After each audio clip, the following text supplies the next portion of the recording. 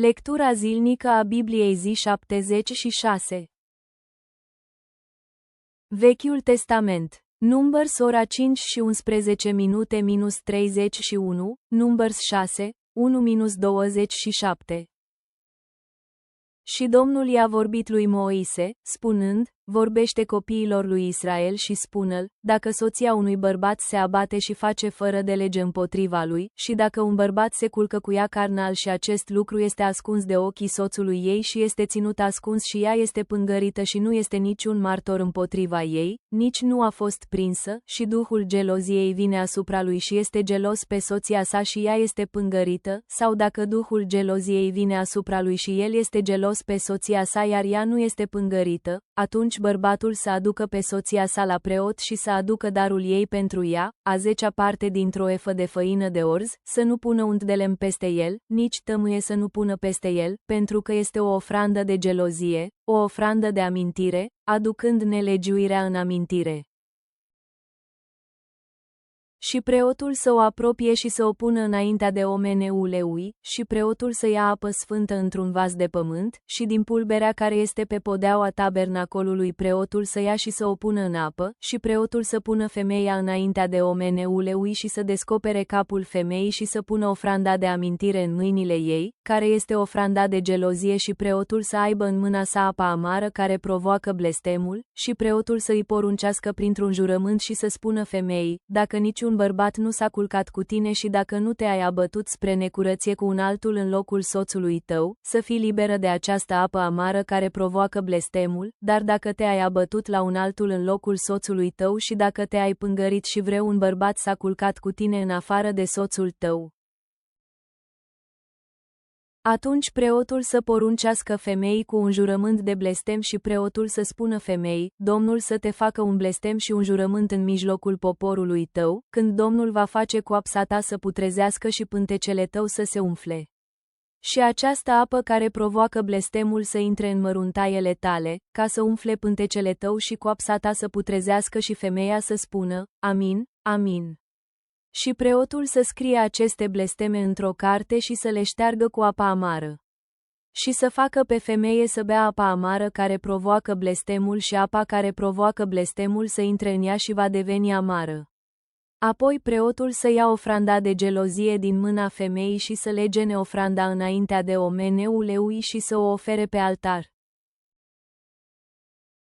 Și preotul să ia o mână plină din ofrandă, din amintirea acesteia și să o ardă pe altar și după aceea să facă pe femeie să bea apa.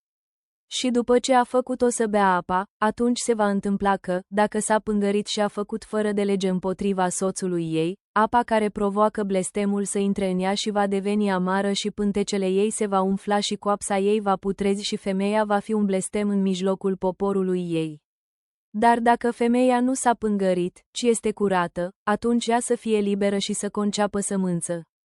Aceasta este legea geloziilor, când o soție se abate la altul în locul soțului ei și se pângărește, sau când duhul de gelozie vine asupra lui și este gelos pe soția sa și o pune pe femeie înaintea de omeneului și preotul să-i facă după toată această lege.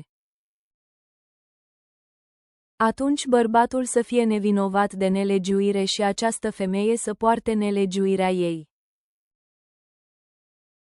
Și Domnul i-a vorbit lui Moise, spunând, vorbește copiilor lui Israel și spune-l, când, fie un bărbat, fie o femeie, se vor separa ca să facă o promisiune de nazireu, să se separe de omeneului, el să se separe de vin și băutură tare și să nu bea deloc oțet din vin, sau oțet din băutură tare, nici să nu bea vreo licoare din struguri, nici să nu mănânce struguri proaspeți sau uscați.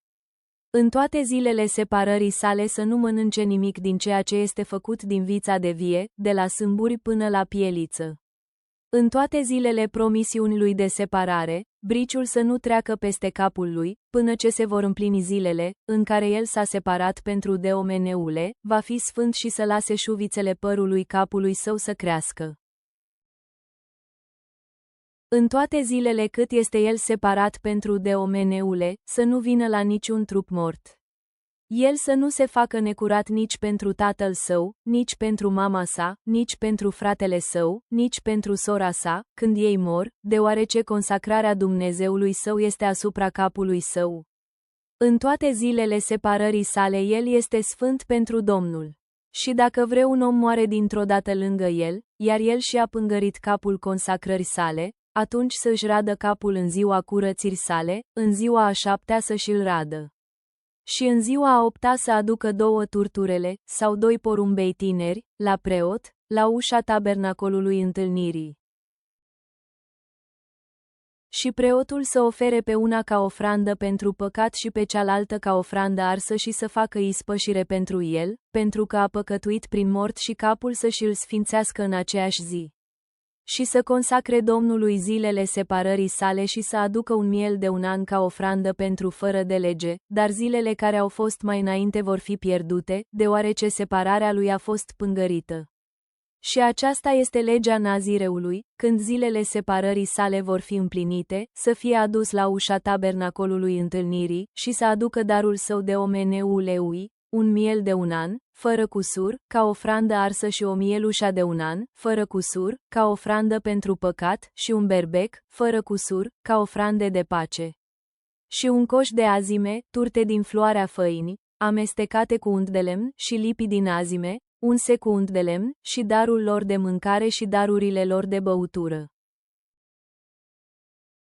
Și preotul să le aducă înaintea de omeneul și să aducă ofranda lui pentru păcat și ofranda lui arsă. Și să aducă de omeneul berbecul ca sacrificiu al ofrandelor de pace, cu coșul de azime, preotul să aducă de asemenea și darul lui de mâncare și darul lui de băutură. Și nazireul să își radă capul separării sale la ușa tabernacolului întâlnirii și să ia părul de pe capul separării sale și să îl pună în focul care este sub sacrificiul ofrandelor de pace. Și preotul să ia spata fiartă a berbecului și o turtă nedospită din coș și o lipi nedospită și să le pună pe mâinile nazireului, după ce părul separării sale a fost ras. Și preotul să le legene ca ofrandă legănată înaintea de omeneul, acesta este sfânt pentru preot, cu pieptul legănat și cu spata săltată și după aceea nazireul poate bea vin. Aceasta este legea nazireului, care a jurat, și a darului său către de omeneule, pentru separarea sa, în afară de ceea ce îi va da mâna, conform cu jurământul, pe care l-a jurat, astfel trebuie să facă după legea separării sale. Și Domnul i-a vorbit lui Moise, spunând, vorbește lui Aron și fiilor săi, spunând, astfel să binecuvântați pe copiii lui Israel, spunându-l, Domnul să te binecuvânteze și să te țină, să facă Domnul să strălucească fața sa peste tine și să aibă har fața de tine. Să înălțe Domnul înfățișarea sa peste tine și să îți dea pacea. Și ei să pună numele meu peste copiii lui Israel, iar eu îi voi binecuvânta. Noul Testament, Luc 2, 1-20. Dar s-a întâmplat, în acele zile, că a ieșit un decret de la Cezar Augustus ca toată lumea să fie impozitată.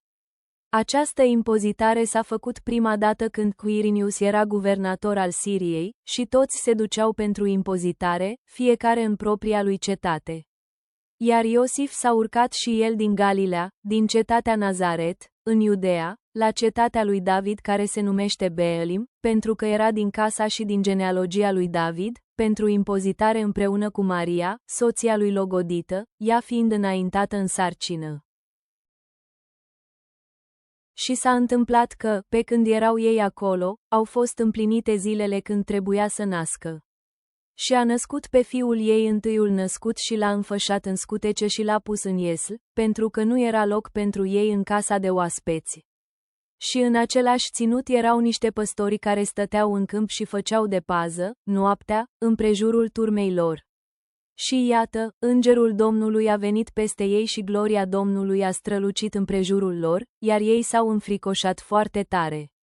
Și îngerul le-a spus, nu vă temeți, căci, iată, vă aduc veștile bune ale marii bucurii care va fi pentru tot poporul. Pentru că în cetatea lui David vi s-a născut astăzi un Salvator, care este Hristos Domnul. Și pentru voi acesta va fi semnul, veți găsi pruncul înfășat și culcat în iesl. Și dintr-o dată a fost cu îngerul o mulțime de oștire cerească, lăudând pe Dumnezeu și spunând, glorie lui Dumnezeu în cele prea înalte și pace pe pământ, bunăvoință față de oameni. Și s-a întâmplat, pe când îngerii plecau de la ei în cer, că păstorii au spus unii către alții, să mergem acum până la Beelim și să vedem acest lucru care s-a întâmplat, pe care Domnul ni l-a făcut cunoscut. Și au venit în grabă și au găsit pe Maria și pe Iosif și pruncul culcat în iesl. Iar după ce l-au văzut, au răspândit vorba ce li s-a zis despre acest copil. Și toți cei ce au auzit, s-au minunat despre cele ce le spuneau păstorii. Dar Maria păstra toate aceste lucruri și cugeta în inima ei. Și păstorii s-au întors, glorificând și lăudând pe Dumnezeu pentru toate cele ce auziseră și văzuseră, așa cum li se spusese. Proverbe. Proverb 7, 6-20. Căci de la fereastra casei mele am privit prin deschizătura mea, și am văzut printre cei simpli, am deosebit printre tineri un tânăr lipsit de înțelegere, trecând strada aproape de colțul ei, și el mergea pe calea spre casa ei, în amurg, în seara zilei, în negrul și întunericul nopții, și, iată, l-a întâlnit o femeie cu îmbrăcămintea unei curve și cu inima vicleană. Ea este gălăgioasă și încăpățânată, picioarele nu îi stau în casă, acum afară, acum pe străzi și pândește la fiecare colț. Așa l-a prins și l-a sărutat și cu o față nerușinată i-a spus, am ofrande de pace cu mine, astăzi mi-am împlinit promisiunile. De aceea am ieșit să te întâlnesc, din timp am căutat fața ta și te-am găsit.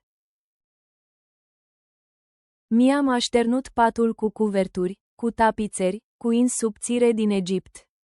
Mi-am parfumat patul cu smirnă, aloe și scorțișoară. Vino să ne umplem cu iubire până dimineață, să ne desfătăm cu iubiri. Pentru că soțul nu este acasă, a plecat într-o călătorie lungă, a luat o pungă de bani cu el și va veni acasă la ziua stabilită. Tată Ceresc, venim înaintea ta cu inimi pline de recunoștință, meditând la poveștile de devotament și integritate din lecturile de astăzi. Așa cum izraeliților li s-a poruncit să rămână curați și dedicați în jurămintele lor, ajută-n și pe noi să ne consacrăm ție, alegând credincioșia în locul ispitei, așa cum suntem avertizați în proverbe. Sărbătorim nașterea Mântuitorului nostru, Isus, care aduce lumină în viețile noastre și ne călăuzește prin încercările pe care le înfruntăm. Ajută-n să întruchipăm smerenia și bucuria păstorilor, împărtășind dragostea ta cu cei din jurul nostru.